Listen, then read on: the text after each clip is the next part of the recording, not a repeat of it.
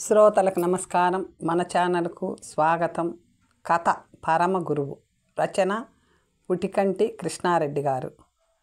అర్ధరాత్రి ఆచార్యుల వారికి కన్ను పొడుచుకున్న కంటి మీద రెప్ప పడలేదు. నిజానికి ఏ కోణంలో నుంచి ఆలోచించిన ఆచార్యుల వారికి ఆ పరిస్థితి ఎదురు కావడానికి ఆస్కారమే లేదు. ఎలా ఉంటుంది? ఒక సనాతన సాంప్రదాయ శ్రీ వైష్ణవ కుటుంబంలో పుట్టాడు. ఆచార వ్యవహారాలంటే కేవలం మూఢనమ్మకాలు కాదు, మనిషి జీవితాన్ని ఒక క్రమబద్ధం చేసే సాధనాలు అని నమ్మాడు. వాటికి తలవంచాడు. జన్మనిచ్చిన తల్లిదండ్రులు నలుగురిలో తలెత్తుకొని తిరిగేటట్లుగా చదువుకున్నాడు. తనకు నచ్చిన ఉపాధ్యాయ వృత్తిని స్వీకరించాడు. ఆ వృత్తిలో అంచెలంచెలుగా ప్రధానోపాధ్యాయుల స్థాయికి ఎదిగాడు. ఆ జిల్లాలో ప్రధానోపాధ్యాయుడిగా తనకు తానే సాటి అని పేరు తెచ్చుకున్నాడు. 3 దశాబ్దాలకు పైబడి ఎన్నో జ్ఞాన జ్యోతుల్ని వెలిగించాడు. తాను ఎన్నుకున్న మార్గంలో గమ్యం చేరామన్న తృప్తితో పదవీ విరమణ చేశాడు. తాను పుట్టి పెరిగిన నడయాడిన ఊళ్ళోని ఒక ప్రశాంత ప్రాంతంలో, అంతకంటే ప్రశాంతమైన కుటీరంలో శేష జీవితాన్ని కొనసాగిస్తున్నాడు. అలాంటి ఆచార్యుల వారికి అర్ధరాత్రి నిద్ర పట్టకపోవడం ఆశ్చర్యమే. పోని ఉద్యోగ జీవితం అంటే నల్లేరు మీద నడకలా సాగిపోయింది. సంసారం ఒకటి ఉంది కదా, సాగరాన్నైనా ఈదవచ్చును కానీ అన్న నానుడి సంసారం వల్లనే పుట్టింది కదా అంటే ఆచార్యుల వారు అందగాడు. సృష్టికర్త అని ఎవడైనా ఒకడు ఉంటే గింటే వాడు ఈ ఆకారాన్ని తీర్చిదిద్దడానికి చాలా శ్రమపడి ఉంటాడేమో అనిపిస్తుంది. నిమ్మపండు రంగులో కాసంత గులాబీ రంగును కలగలిపితే వచ్చే మనోహరమైన వర్ణం. అరచేతికి ఒక నూలు ఆటో ఇటోగా వెడల్పైన కళ్ళు, ఆ కళ్ళల్లో మనిషిని ఆకట్టుకునే కాంతులు, చక్కని ముక్కు, సన్నని పెదవులు, చిన్న నోరు, మధురమైన కంఠం, విశాలమైన పాలభాగాన్ని 2 సమభాగాలుగా విభజిస్తూ సన్నని ఎర్ర నామం, మల్లె పువ్వును మరిపించేలా తెల్లని పంచెను గోచిపోసి కట్టి గోధుమ రంగు సిల్కు జుబ్బా తొడిగి పైకండువాతో ఆచార్యుల వారు నడుస్తూ ఉంటే ఉపాధ్యాయుడంటే ఇలా ఉండాలి అని ఎవరైనా అంటారు. ఆ అందగాడికి అందకత్తె అనుకూలవతి అయిన భార్య దొరకడం విశేషం. ఒక శుభముహూర్తంలో పెద్దల ఆశీస్సులతో ఒకరు ఇద్దరైనారు. ఆ ఇద్దరికి ఒక మగ ఒక ఆడపిల్లను యుక్త వయస్సు రాగానే చక్కని సంబంధం చూసి ఒక ఇంటి దానిని చేశారు. మగపిల్లవాడు తండ్రికి తగిన తనయుడు. ఎంఏలో బంగారు పతకాన్ని సాధించాడు. ఎన్నో పోటీ పరీక్షలతో పోటీ పడుతూ తనకు పోటీ లేదనిపించుకుంటున్నాడు. ఆచార్యుల వారి జీవితం వడ్డించిన విస్తరి. అయినా ఆ రాత్రి ఆచార్యుల వారికి నిద్ర పట్టలేదు. అదే ఆశ్చర్యం. సరిగ్గా ఆ రోజుకు 10-12 రోజులకు ముందు ఒక కుర్రవాడు ఆచార్యుల వారింటికి వచ్చాడు. శాంతినికేతన్ రెసిడెన్షియల్ కళాశాల సారస్వత సంఘ కార్యదర్శిగా తన్ను తాను పరిచయం చేసుకున్నాడు. ఆచార్యులు ఆ కుర్రవాడిని సాదరంగా ఇంటిలోనికి ఆహ్వానించాడు. కుర్చీ చూపించి కూర్చోమన్నాడు. అయినా ఆ కుర్రవాడు కూర్చోకుండా నిలబడి, అయ్యా, మా కళాశాల వార్షికోత్సవం ఈ నెలాఖరున జరుపుకోదలిచాం. ఒక ఉత్తమ ఉపాధ్యాయులుగా మీరు చేసిన సేవలతో విద్యార్థి లోకం మీకెంతో రుణపడి ఉంది. కళాశాల వార్షికోత్సవ సందర్భంలో అమూల్యమైన తమ ఉపన్యాసం, ఆ తరువాత సన్మానం మా కళాశాల సారస్వత సంఘం తరపున ఆహ్వానిస్తున్నాను. తాము దయతో అంగీకరిస్తే మమ్మల్ని మేమే గౌరవించుకున్నంత తృప్తి అని సవినయంగా మనవి చేశాడు. ఆచార్యులు అదొక విధంగా నవ్వాడు. ఆ నవ్వును అర్థం చేసుకోలేకుండా ఆ కుర్రవాడు ఇబ్బందిగా ముఖం పెడితే, నాయనా, నీ ప్రవర్తన నాకు నచ్చింది, నీ మాట తీరు అంతకంటే బాగా నచ్చింది అన్నాడు ఆచార్యులు. ఆ కుర్రవాడి ముఖం విరిసిన దిరిసెనే అయ్యింది. అయితే నేను నీ అభ్యర్థనను అంగీకరించలేకపోతున్నాను. నన్ను క్షమించు. దిరిసెన ఒక కాలి కింద పడి నలిగినట్టు ఆ కుర్రవాడి ముఖం పసివాడింది. అయినా తమాయించుకొని, ఎంత మాట, సాక్షాత్ విద్వత్ స్వరూపులు మీరు అలా మాట్లాడడం భావ్యం కాదు. మీరు మా అభ్యర్థన తప్పక మన్నించాలి, మా సన్మానాన్ని స్వీకరించాలి. అమూల్యమైన తమ సందేశంతో విద్యార్థి లోకాన్ని ఉత్తేజితం చెయ్యాలి. ఆచార్యులు తల వంచుకొని కాసేపు ఆలోచనలో పడ్డాడు. ఆ తరువాత, నాయనా, నువ్వు నన్ను ఒప్పించడానికి ప్రయత్నిస్తున్నావు. నేను నిన్ను నొప్పించక తప్పడం లేదు. చూడు బాబు, హాయిగా ఎగిరే రామచిలుకను ఒక పంజరంలో బంధించినట్లుంది ప్రస్తుతం నా పరిస్థితి. పంజరంలో బంధించిన రామచిలుకకు స్వేచ్ఛ ప్రసాదిస్తామంటే అది వద్దంటుందా?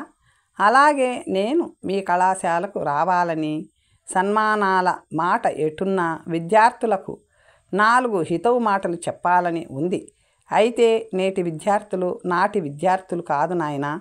ఇప్పటి విద్యార్థులకు కావలసింది నాలాంటి వ్యక్తులు కాదు, నేను చెప్పే హితవు వాక్కులు కాదు. వాళ్లకు కావలసింది సినిమా హీరోలు, కాకుంటే రాజకీయ నాయకులు. అలాంటి వాళ్ళ కోసం ప్రయత్నించు. నాలాంటి వాళ్ళను ఆహ్వానించి నువ్వు అబాసపాలై నన్ను అవమానం పాలు చేయవద్దు అని అరటిపండు ఒలిచి చేతిలో పెట్టినట్టుగా చెప్పి చూశాడు.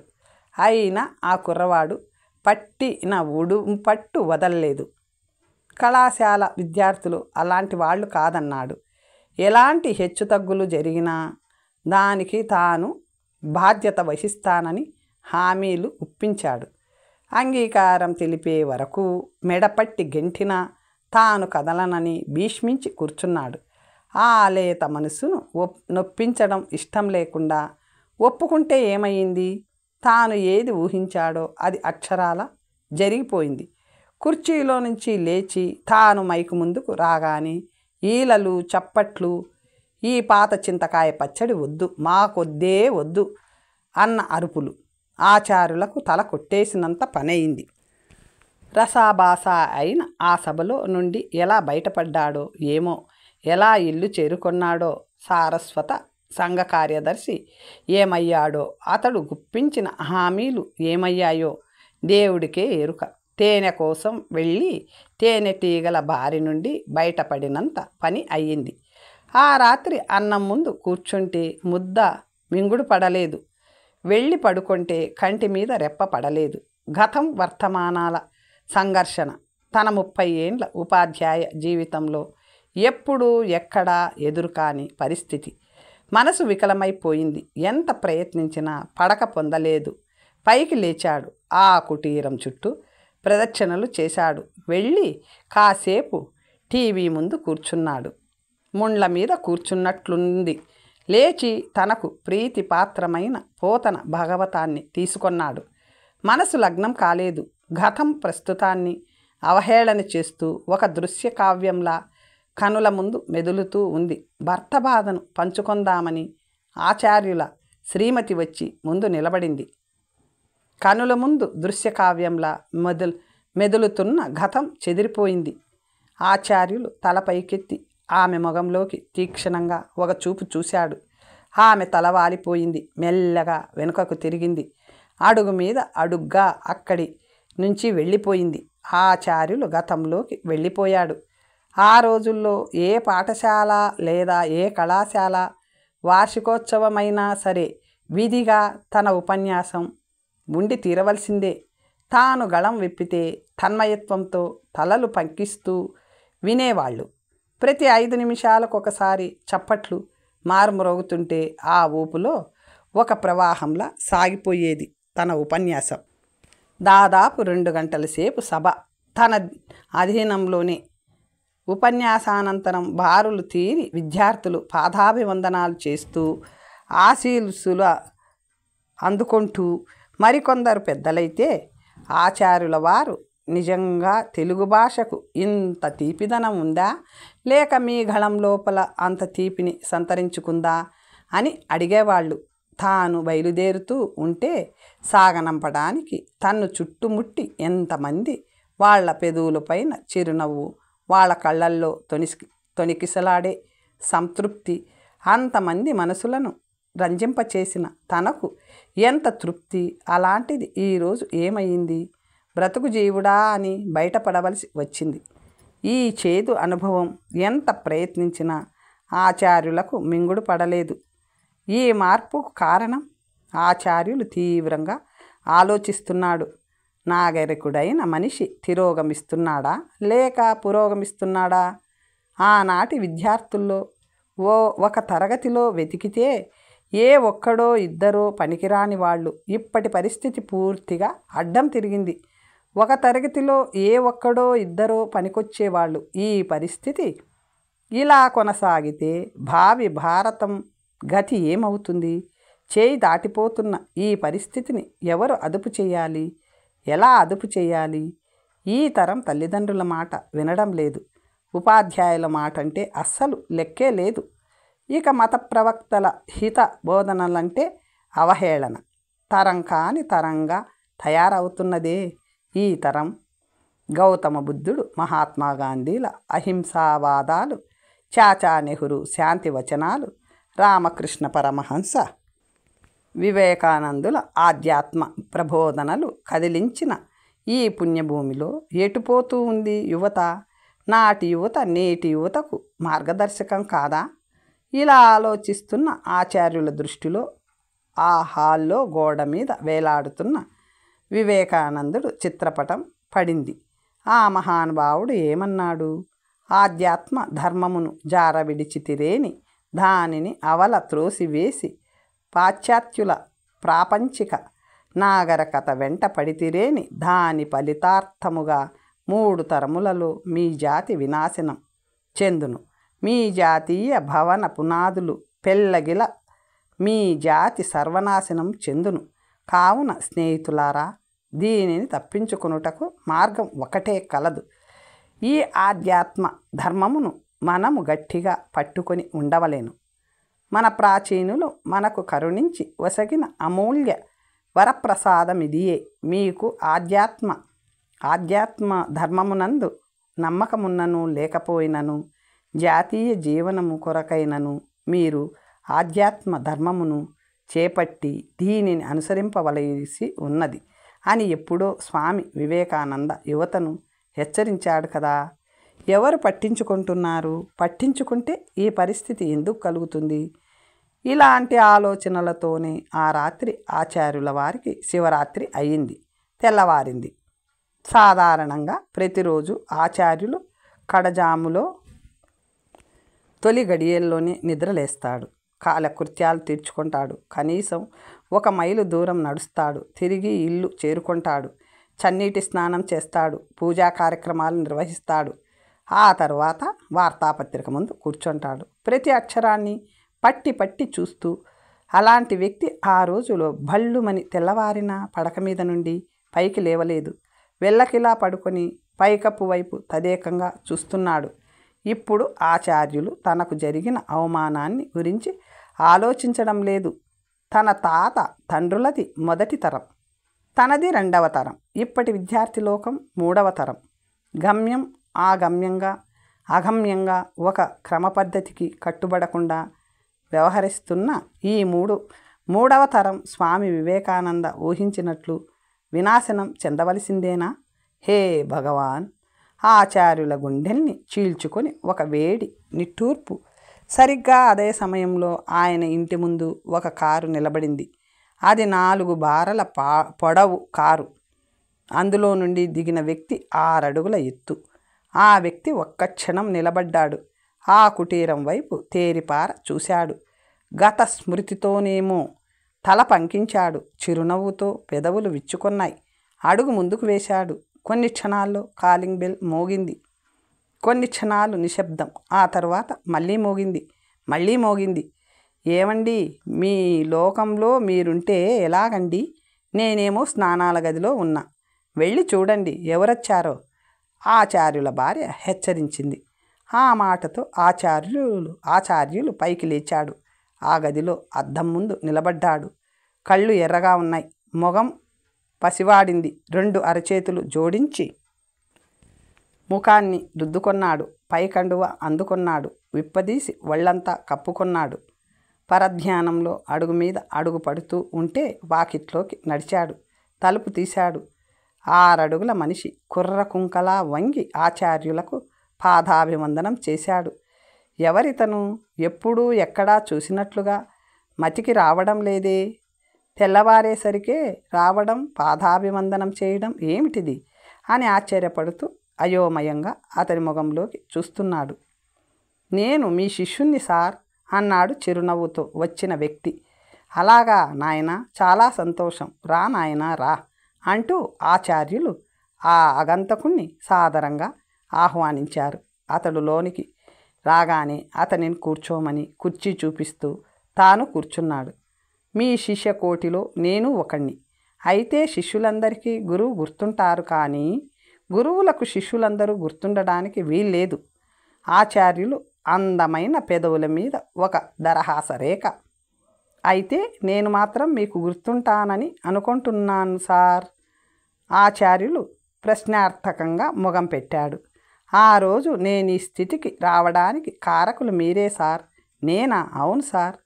ఏదో మీరు అంటున్నారు, నేను వింటున్నాను అంతేకాని సార్ మీ శిష్యుణ్ణి దయచేసి బహువచనములతో నన్ను బాధ పెట్టకండి. ఆ రోజు మీరే నన్ను పట్టుబట్టి హై స్కూల్ నుండి బయటికి గెంటించకుండా ఉంటే ఈరోజు నేను అందరిలాగే సర్టిఫికెట్లు చేత పట్టుకొని ఉద్యోగాల వేటో తిరుగుతూ ఉండేవాడిని.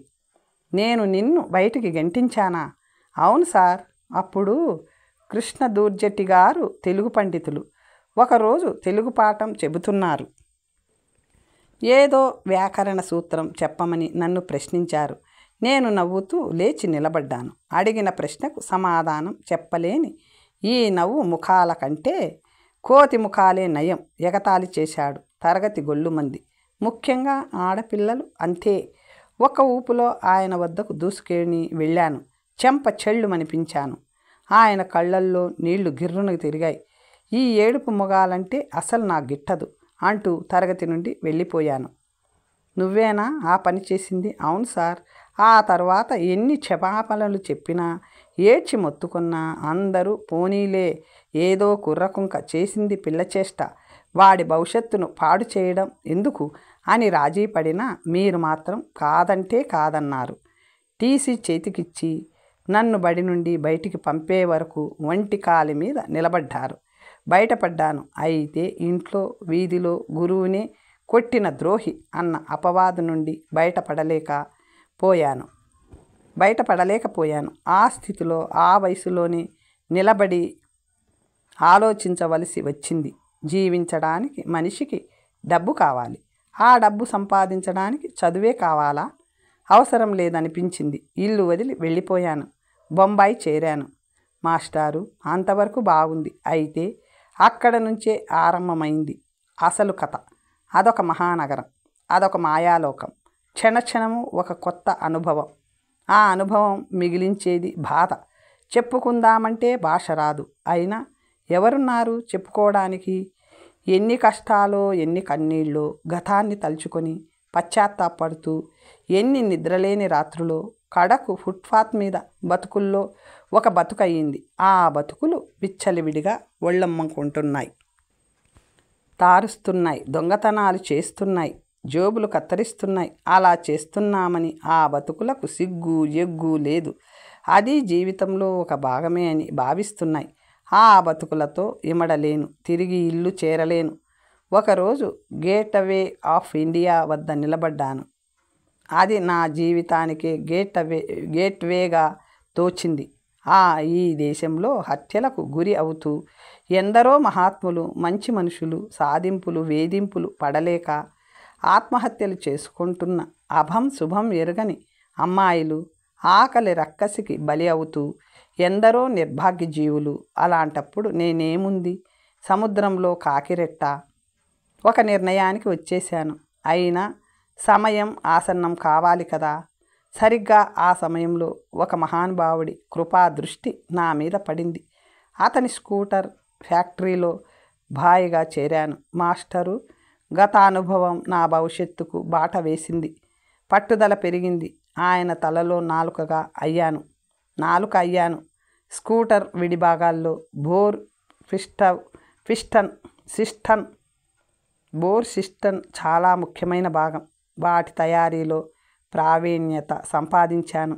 ఆ ప్రావీణ్యత ఆ వయసుకే ఓపినంత జీవితానుభవం, కొంత డబ్బుతో మన ఊరికి తిరిగి వచ్చాను. ప్రారంభం ఒక చిన్న ఫ్యాక్టరీ. ఇప్పుడు అది ఒక పేరొందిన సంస్థగా రూపొందింది. ఇప్పుడు మన సంస్థలో తయారవుతున్న బోర్ సిస్టంలకు విదేశీ మార్కెట్లో కూడా మంచి గిరాకీ ఉంది. ఇదంతా తమ చలువే. ఇందులో నేను చేసింది ఏముంది నాయనా? నీ కృషి, నీ పట్టుదల. నాలో పట్టుదల, ఆ పట్టుదలతో కృషి పెరగడానికి దోహదం చేసింది మీరే కదా. ఆ రోజు నువ్వు చేసింది తప్పు చేసిన వాడెవడైనా శిక్ష అనుభవించాలన్నది నా అభిమతం. అది మరొక విధంగా నీకు తోడ్పడటం నీ అదృష్టం. అది సరే అనుకుందాం. ఇప్పుడు నాదొక చిన్న విన్నపం. చెప్పయ్యా. మీకు ఒక్కగానొక్క కొడుకు, ఒకప్పటి నా క్లాస్మేట్ పోటీ పరీక్షల్లో తనకు పోటీ లేదంటూ నెగ్గుకొస్తున్నాడు. అయితే ఇంటర్వ్యూలో తప్పుతున్నాడు. ఏం చేద్దాం? వాడు ఇంకా ఇంటర్వ్యూలను ఎదుర్కొనే పరిణితి సాధించలేదు. అదే పొరపాటు. ఈ రోజుల్లో ప్రావీణ్యతకు పరిణితి కాదు కావలసింది, ఇంటర్వ్యూలకు, డబ్బుకు లేదా రికమెండేషన్లకు అవినాభావ సంబంధం. నువ్వేమంటున్నావు? ఆచార్యుల భృకుటి ముడిపడింది. అలా కోపగించుకుంటే నేనేం చెప్పగలను? నువ్వేమీ చెప్పక్కర్లేదు. అవసరమూ నాకు లేదు. సాయం చేసి రుణ విముక్తుడు కావాలనుకోవడం నా స్వార్థమైన ఇది మీ అవసరం కూడా ఆలోచించండి. కాలం మారింది. కాలంతో పాటు మనిషి కూడా మారాలి. తరాల్లో అంతరాలని గ్రహించకపోతే ఎలా? మీరు ఆలోచించినట్లు మీ కుమారుడు ఆలోచించలేకపోవచ్చు. రేపు వాడి కొడుకైనా అంతే. వాడు నిరాశ నిస్పృహలలో పడి నలుగుతున్నాడు. ఎందుకు ఈ జన్మ? ఎవరికి ఉపయోగపడని ఈ జన్మ ఉంటే ఏమి, ఊడితే ఏమి అని నిరాశ నిస్పృహలకు లోనయ్యాడు. అదే నిరాశ నిస్పృహలతో ఒకనాడు నేను రైలు పట్టాల వెంబడి పయనించాను. లోకాన్ని చూశాను, అనుభవాన్ని గడించాను. ఆ అనుభవంతో ఇప్పుడు 2 చేతులా గడిస్తున్నాను. అదే మీ కుమారుడు ఎంతో తెలివితేటలు ఉండి ఎన్నో పోటీ పరీక్షల్లో నెగ్గి రైలు పట్టాల మధ్య నిలబడ్డాడు. అందుకే చెబుతున్నాను, నీతి నిజాయితీలంటూ కొడుకు ఆత్మహత్యకు దోహదం చేస్తారో లేక ప్రయోజకుణ్ణి చేస్తారో మీ ఇష్టం అంటూ ఆచార్యుల మాటకు ఎదురు చూడకుండా పైకి లేచాడు. చేతిలోని లెదర్ బ్యాగు అక్కడున్న టేబుల్ మీద పెట్టాడు.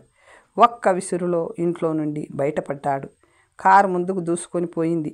ఆచార్యులు ఆలోచనలో పడ్డాడు. ఆయన ఆలోచనలకు ప్రతీకగా పైన పంకా తిరుగుతూ ఉంది. 5 కట్టలు, అన్నీ కొత్త 100 రూపాయల నోట్లు. ఆచార్యుల తల వాలిపోయింది. దీనికోసం మీరింతగా మదనపడవలసిన అవసరం లేదు నాన్న. ఆచార్యులు తల పైకెత్తాడు. ఎదురుగా కొడుకు. బాగా ఆలోచించండి నాన్న. నాకు 30 సంవత్సరాలు నెత్తికొస్తున్నాయి. అంటే భారత ఆయు ప్రమాణంలో సగం, జీవితకాలంలో సగం చదువుతోనే గడిచిపోయింది. అయితే ఈ చదువు ఎవరికి ఉపయోగపడింది? నాకా? నన్ను కని పెంచిన తల్లిదండ్రులకా? పోనీ దేశానికా? అంటే చదువుకోవటం తప్పని వాదిస్తున్నావా? కాదు, చదువు విజ్ఞానం కోసం మాత్రమే, సంపాదన కోసం కాదు. చదువుకు సంపాదనకు సంబంధమే లేదు. ఆచార్యులు మాటలు రానివాడిలా కొడుకు ముఖంలోకి తదేకంగా చూస్తున్నాడు. నాన్న, ఇంతకాలంగా నేను పుస్తకాల పురుగును మాత్రమే, ఏ జీవిత పుటల్లోకి తొంగి చూడలేదు. ఎంతసేపు objective type, general knowledge, English అన్న ధ్యాసే కానీ ఈ ఒక్క ఊళ్ళో ఉన్న వందలాది కాన్వెంట్లు, వాటిలో చదువుకుంటున్న వేలాది పిల్లలు నా కంట పడలేదే. ఆ పిల్లలందరి దృష్టి ఉద్యోగ సాధనే కదా. ఏం ఉద్యోగాలు చేయాలి? ఎవరిస్తారు ఉద్యోగాలు? మన దేశ జనాభాలో 1/3 అమెరికా జనాభా. మన దేశంలో ఒక రాష్ట్రానికంటే చిన్నది మన దేశంలో ఒక రాష్ట్రానికంటే చిన్నది జపాన్. ఈ 2 దేశాలు పోటీ పడుతూ సాధిస్తున్న ప్రగతి, ఆ దేశాల్లో ఒక్కడు 10 మందికి జీవన భృతి కల్పిస్తే ఈ దేశంలో 10 మంది అలాంటి ఒక్క వ్యక్తి కోసం ప్రాకులాడుతున్నారు. ఓపినంత జనాభా కావలసినన్ని వనరులు చూస్తూ వృధా అయిపోతున్నాయి కదా. కనీసం హై స్కూల్ చదువు కూడా నోచుకొని ఒక వ్యక్తి తాను బ్రతకడమే కాదు 10 మందికి జీవనోపాధి కల్పించాడు. అందరూ అతనిలాగానే విజయాన్ని సాధిస్తారన్న నమ్మకం ఎక్కడుంది? నాన్న, మీరు ఒక ఉపాధ్యాయుడుగా తరగతినంతా కూర్చోబెట్టుకొని పాఠం చెబుతారు. ఎవడి గ్రహణ శక్తి వారిదే కదా. చేపట్టిన ఏ ప్రయత్నమైనా శ్రద్ధ ఆసక్తుల మీద ఆధారపడి ఉంటుంది. కానీ అతడు మొక్కగానే వంగాడు. మానయ్య, నేను వంగడం కష్టమంటారా? కాదనను. ఇనుమును కొలిమిలో పెట్టి బాగా కాచి కొడితేనే కదా పనికొచ్చే పరికరంగా రూపొందుతుంది. నేను చదివిన చదువు, సాధించిన పరిజ్ఞానానికి అనుభవం తోడైతే ఈ కంప్యూటర్ యుగం నా కాళ్ళ మీద నన్ను నిలబెడుతుందనే నా విశ్వాసం. ఆచార్యులు కొడుకు ముఖంలోకి తదేకంగా చూస్తున్నాడు. నాన్న, మీరు నమ్మి అనుసరిస్తున్న ఆధ్యాత్మిక చింతన మనిషిని క్రమబద్ధం చేస్తుందేమో కానీ పురోగమనానికి మాత్రం దోహదం చేయదు. మీరు చదువులలో మర్మం తెలిసిన గురువు అయితే మీ శిష్యుడు జీవిత మర్మం విడమర్చి చెప్పిన పరమ గురువు. ఆ పరమ గురువు ప్రేరణతో నేను 3 వేళ్లతో పట్టిన కళాన్ని వదిలి పెడుతున్నాను. అప్పుడు 3 వేళ్లకు మరొక 2 వేళ్ల తోడు 5 వేళ్లను బిగించితే పిడికిలి బిగించడం అంటే శ్రమశక్తి. ఈ లోకంలో శ్రమశక్తికి ఎదురు లేదు. ఏ లోటు రాదు. ఈ డబ్బు నేను తీసుకుంటున్నాను ఉచితంగా కాదు, అప్పుగానే. అప్పు తప్పు అన్న రోజులు మీవి, అప్పు చేయక తప్పదన్న రోజులు మావి. ఈ అప్పు నా ప్రయత్నాలకు పెట్టుబడి. నన్ను ఆశీర్వదించండి. ఈ తరానికి తన కొడుకు ప్రతినిధి అని ఆయనకు తెలుసు. అయినా ఆయన తల నిండుకు ప్రశ్నార్థకాలే. కథ సమాప్తం. మరొక మంచి కథతో తరువాత కలుసుకుందాం.